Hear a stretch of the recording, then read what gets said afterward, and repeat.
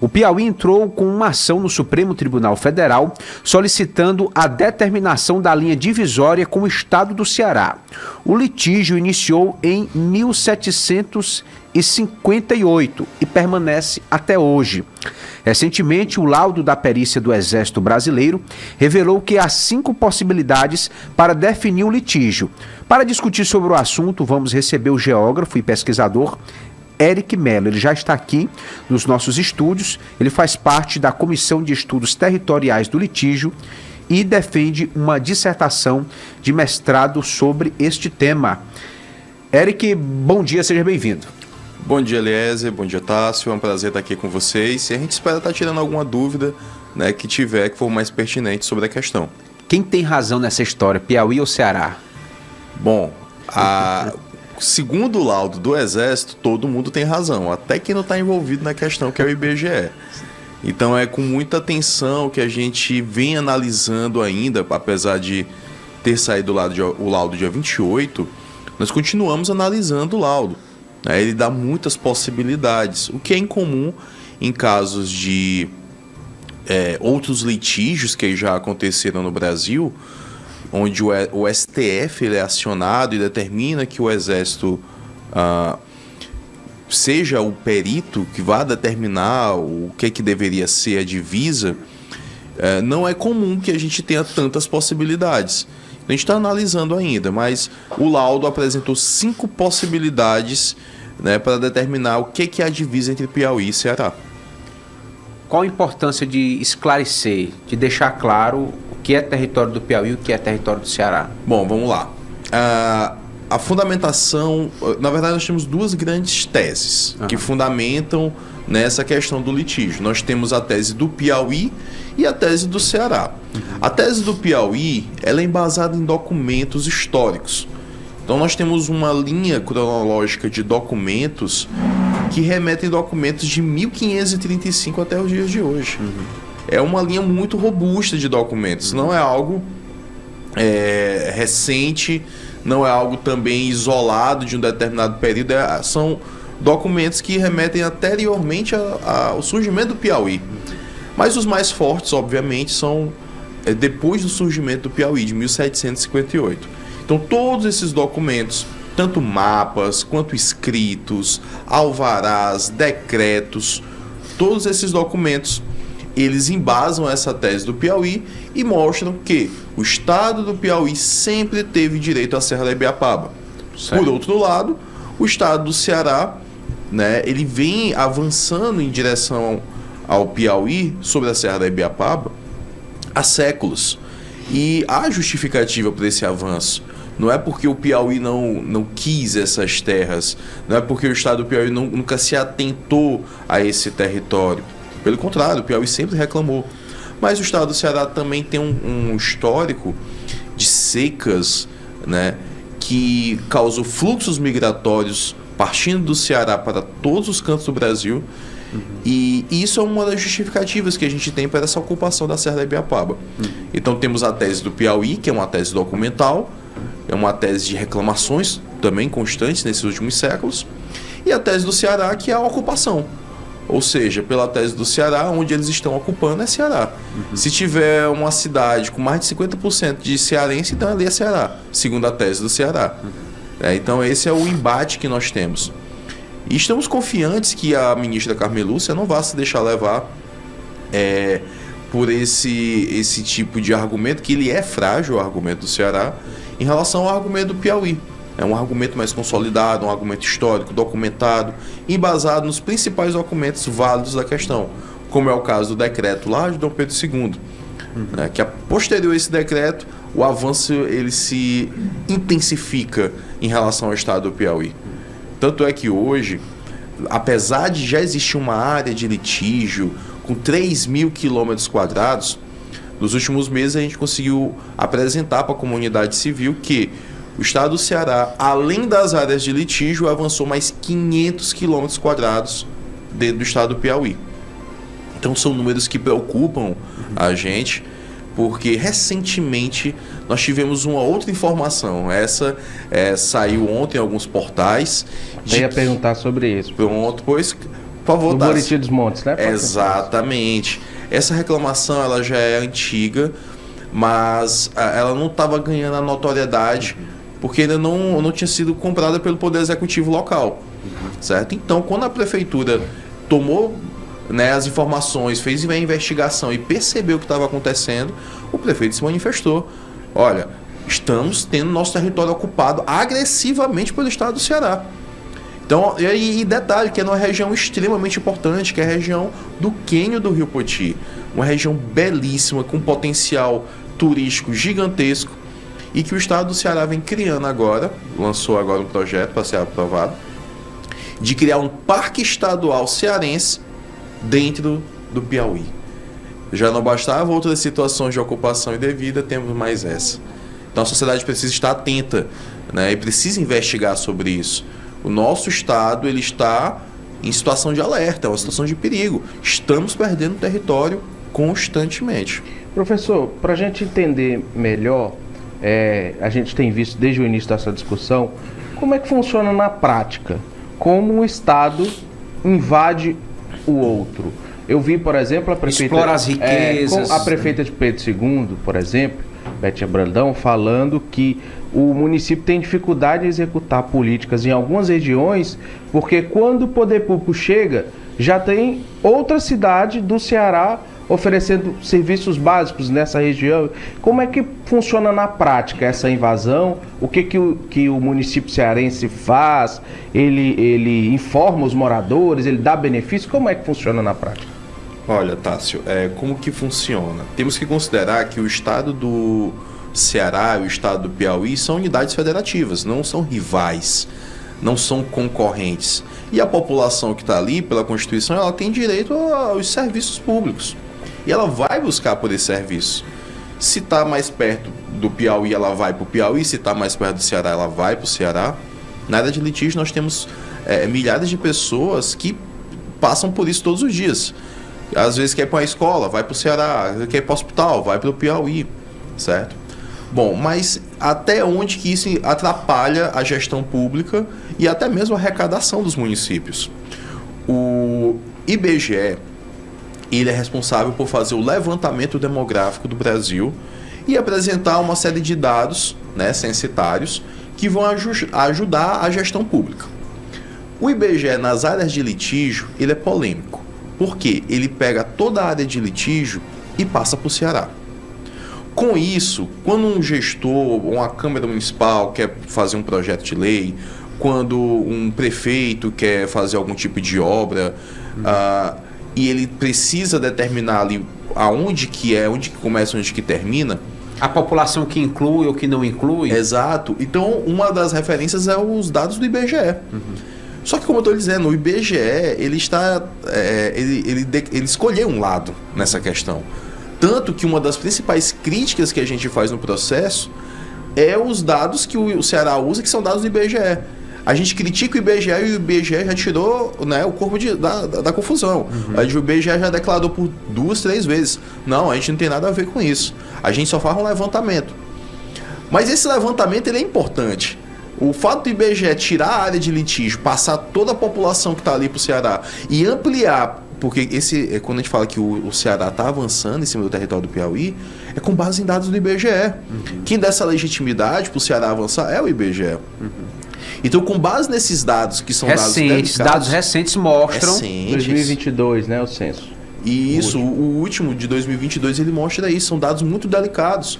Então, quando o prefeito, o gestor público vai lá, quer fazer uma obra, como é o caso da prefeita de Pedro II, que estava lá já com um recurso destinado para abrir uma estrada, certo? Em direção a Poranga, já tem um outro em direção...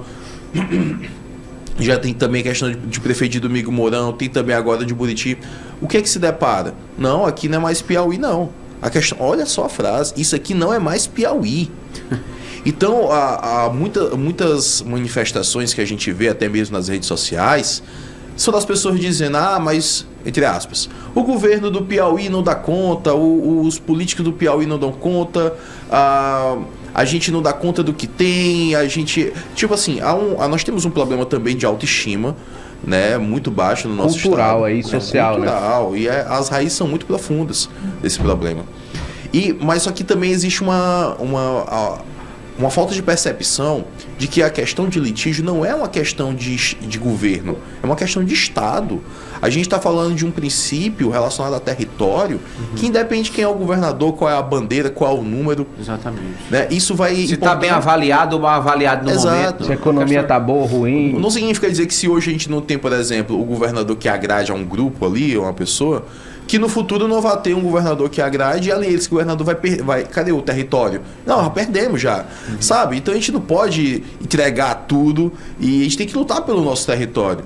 As possibilidades de crescimento econômico do nosso estado estão em base no território que a gente tem. E as projeções para os próximos anos são otimistas. Nós temos muitos recursos chegando no nosso estado, a gente já gera mais energia do que a gente consome, o que significa dizer que o potencial para a instalação de indústrias é muito grande. Então tudo que a gente tem tem que estar à nossa disposição. Não podemos abrir mão do nosso território, precisamos estar vigilantes em relação à questão do litígio. Ela é apenas a ponta do iceberg de uma série de outras decorrências que a gente tem que estar atento. E precisamos melhorar nossa autoestima piauiense. Precisamos conhecer quem são os nossos heróis, quem são as nossas referências, porque a questão do litígio é apenas um problema que está relacionado fortemente com essa nossa baixa autoestima de não querer abraçar a nossa causa, não querer abraçar o nosso território e não querer entrar em defesa pelo que é nosso. Então a gente precisa se unir. Fazendo analogia aqui, professor, pensava enquanto o senhor dizia, o Eliezer tem raízes muito próximas a Timon, mas nós temos um rio que divide e é mais fácil de entender. Mas é como se a prefeitura de Teresina fosse lá na Avenida Piauí, do outro lado do rio, fizesse uma escola, atraísse a população e dissesse, ó, daqui para cá é Teresina. Mais ou menos assim, né? O rio ajuda na identificação porque separa bem, né? Mas é mais ou menos isso que o Ceará tem feito, né? Olha, o critério de divisão territorial... Você vai ver na história, vamos pegar aqui 500 anos. Na época que não tinha tanta tecnologia como a gente tem hoje, mas já existiam técnicas de determinar território. E uma das principais técnicas era o visual. Você olhar para o horizonte, o que fica mais saliente à vista, o que fica mais à mostra, um ponto de referência, é até onde vai ou até onde, e aonde começa o do outro. E quando a gente olha para o rio, é muito nítido. É uma linha de água que está ali passando, então é uma referência. Sim. Até a água é meu, depois da água é dele. E dentro da água é da União, no Brasil define assim, né? E aí quando a gente olha para a Serra da Ibiapaba, a Serra da Ibiapaba é um conjunto de planaltos muito extenso, mas que há uma referência. Olha, quem vem do Ceará em direção ao Piauí se depara com um paredão. Sim. Pois é, o paredão era para ser o limite do Ceará. Só que o que é que vai acontecendo? Subiram a serra, 1720, por conta das secas, né? Secas terríveis, né? Que a gente tem no histórico do estado do Ceará, e foram descendo ladeira, porque da Ibiapaba para cá é uma grande ladeira. Isso. Onde é o fim dessa ladeira? De lá para cá é subida, 10 quilômetros aproximadamente, aí depois desce. Essa ladeira é o Rio Parnaíba, é o fim da ladeira, então eles estão descendo.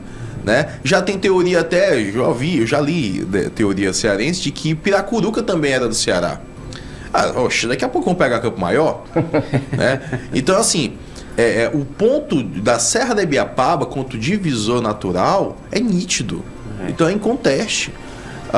E aí com o passar do tempo foi tendo uma ocupação forte do Ceará. O Piauí surge depois do Ceará, então a sua política pública, a sua riqueza, a sua influência, ela é bem menor em relação ao estado do Ceará.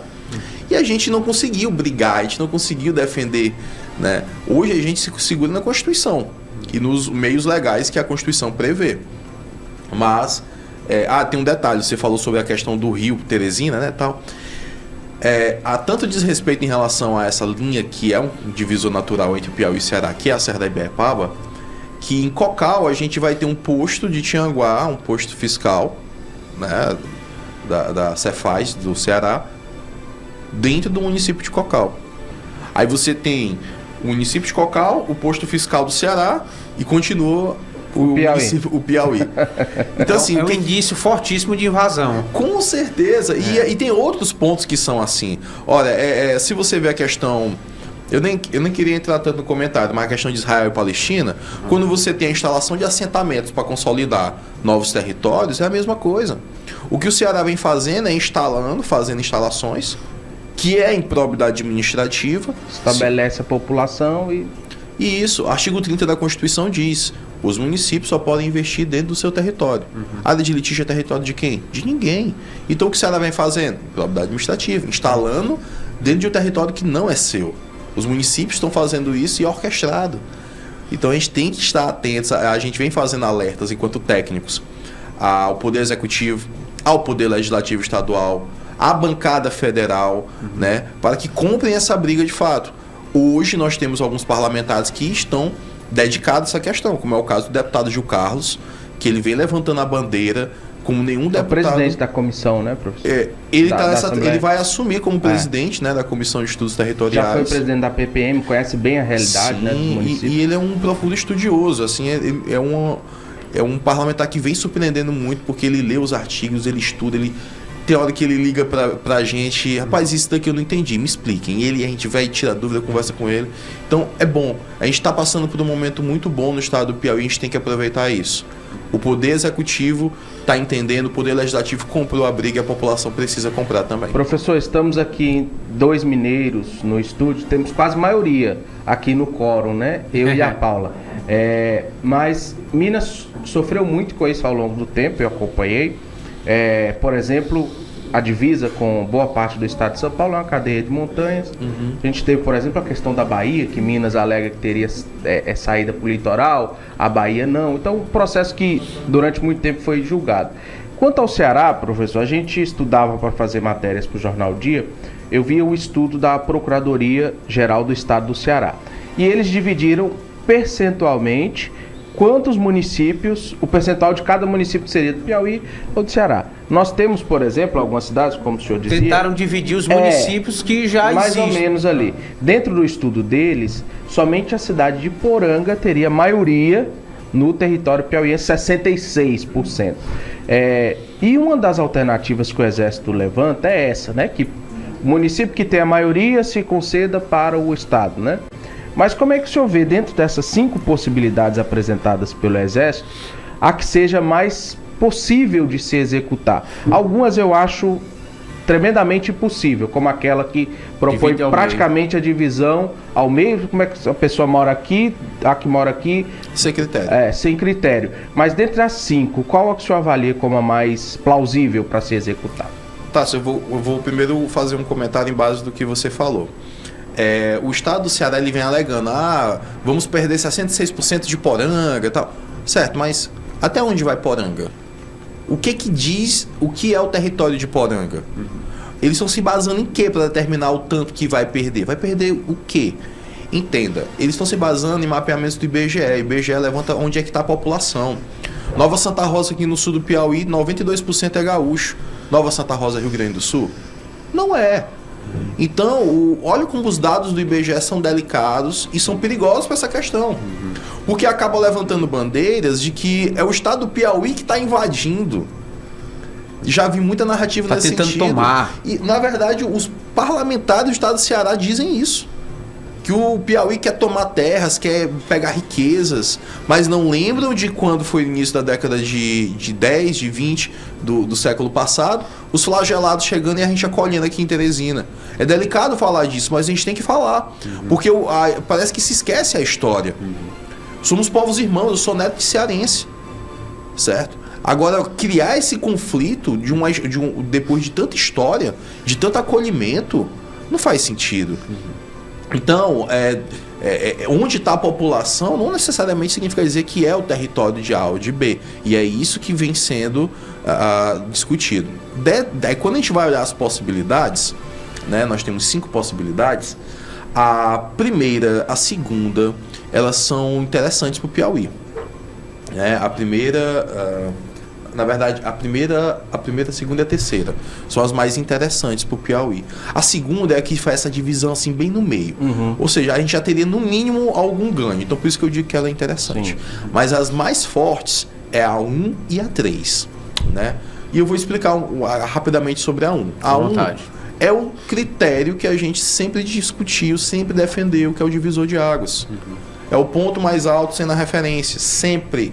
Todos os documentos, todos os mapas históricos que a gente apresentou, 17 mapas e documentos que nós mandamos para o STF, desde 1758 até os dias atuais, são coerentes. Divisor de águas entre Piauí e Ceará. Salvo, por exemplo, alguns casos que, como é o caso de Viçosa, em que já existia uma certa ocupação que foi doada pelo rei, mas não é toda a serra, é apenas em Viçosa, certo? Então, a primeira possibilidade reconhece a Serra da Ibiapaba como pertencente ao Piauí. E não toda, mas seria o que? 90% da serra, porque a serra, ela tem um lado direito e um lado esquerdo, a partir do ponto mais alto. Então, do lado esquerdo, que é o oeste da serra, seria Piauí, que de fato é. E o lado direito seria Ceará. O pessoal tem me pergunta, rapaz, que o sítio do Bosco passa pela gente? Não, não passa. O sítio do Bosco está do lado esquerdo da serra. Pois eu ia arrumar confusão lá, dizendo aqui é Piauí. Não faço não. O pessoal tá muito... O pessoal já tá pensando agressivo. No turismo. Olha, rapaz, aqui é bom, eu gostei do dia, porque só aqui a gente tem amigo. Rapaz, aqui é bem frequentado demais, meu amigo. Edinaldo Rodrigues Grande aqui Ed, no estúdio. Olha aí. Fazendo uma visita. Praticante de taekwondo, viu? Só pra constar. Sim. Tem que aparecer lá na minha academia, viu? Estamos no ar, né? Aí, continuando, né? A terceira seria... É bom para quebrar aqui também um pouco, né? A terceira já seria que as áreas de litígio que são apresentadas, que são 3 bolsões, passariam para o Piauí integralmente. Bom, aí nós temos outras possibilidades dentro do processo, que essas possibilidades são mais fracas, porque elas faltam embasamento técnico, que são as possibilidades pró-Ceará. A 4, que seria o inverso da 3, né, onde a área de litígio passaria todo para o Ceará, mas não tem embasamento para isso. E a 5 é basicamente o censo demográfico. É assim, com base no censo demográfico, ou seja, Exército, no documento ele descredibiliza o IBGE para a questão, mas apresenta essa possibilidade. Isso a gente não entendeu por quê. Né? Mas a gente até está preparando uns questionamentos para fazer para o Exército. Por que essa possibilidade apareceu ainda dentro das conclusões? Né? Mas a possibilidade 1, a primeira da relação, ela é pró-Piauí. Então a gente está se agarrando toda nela. Toda a serra dividida pelas águas. Exatamente. Piauí. É a linha de coerência que a gente vem defendendo. Certo? Então a gente espera que a ministra Carmelúcia olhe com muita atenção para essa possibilidade e considere ela para encerrar esse litígio secular. E para aquele ouvinte, aquele espectador que está nos acompanhando, professor, que tem o seu sítiozinho lá em Buritim dos Montes, lá em Pedro II, que está preocupado com essa situação em Cocal, qual o próximo passo agora? Existem prazos? Não existem prazos fixados, mas como que os especialistas esperam, até quando que a ministra Carmen Lúcia se pronuncie sobre esse assunto? Eu li em alguns veículos que ela revelou que só deve se pronunciar após a eleição municipal, porque era algo que poderia afetar a eleição nessas cidades, né, do Piauí e do Ceará, mas qual a expectativa de prazo para que elas se pronunciem? Se esse caso pode ser levado ao plenário do STF ou se pode ser resolvido somente com a decisão da ministra Carmen Lúcia? Como é que está essa expectativa? E como é que essa população do Piauí, que está nessa região, pode se proteger de uma eventual situação dessa? Vamos lá. Em relação à população, por enquanto não dá para fazer, não tem como fazer nada, né? O processo está em trânsito e a ministra Carmen Lúcia, ela está no TSE. Então, esse ano, acho que até janeiro, ela não vai ter essa flexibilidade de tempo para estar analisando o laudo. Mas a gente tem que pegar como referência também outras questões de litígio que já aconteceram, como é o caso do Piauí e Tocantins. Piauí e Tocantins, o laudo do Exército saiu em 2006 e o julgamento concluiu em 2014. Foram 8 anos. Aquela região das nascentes lá, isso, né? Isso, do Parnaíba. Isso. A gente crê que não vai demorar tanto, né? Mas caso ocorra de ter uma certa demora, a gente espera que sejam 1 ou 2 anos no máximo para ter. Porque o que a ministra estava dependendo era de um documento técnico. Já temos o documento técnico. Então agora ela já tem um material para analisar, apesar que é bem robusto, são 400 páginas, né, esse documento, para analisar e dar o parecer dela. Ela sozinha é quem dá esse parecer.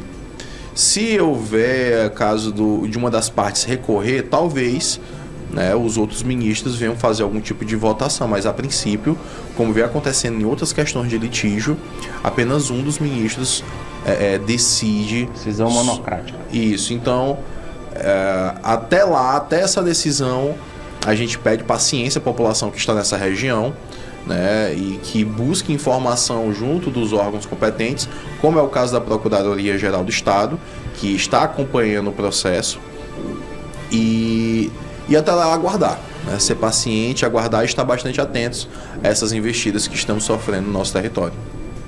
É isso aí. E o sentimento de pertencimento, além de toda essa questão geográfica, dessa batalha judicial, que a gente possa, como o professor já mencionou, alimentar esse sentimento de pertencimento, esse orgulho de ser piauiense e de defendermos o nosso território. Tá e certo. Acima de tudo ser brasileiro, né, aliás? Porque Sim. Estamos entre duas unidades da federação. O Ceará é um dos maiores parceiros comerciais, né, professor? Hortaliças, frutas, muita coisa vem do Ceará para Teresina, né? Então, uma briga que não teria justificativa se a gente observasse a nação como uma federação, né? Com certeza. Essa briga, esse litígio, eu vejo muito esse termo de briga, é litígio, é disputa, é guerra. Isso é um produto, né? Isso é um casulo para defender o indefensável, que é a invasão.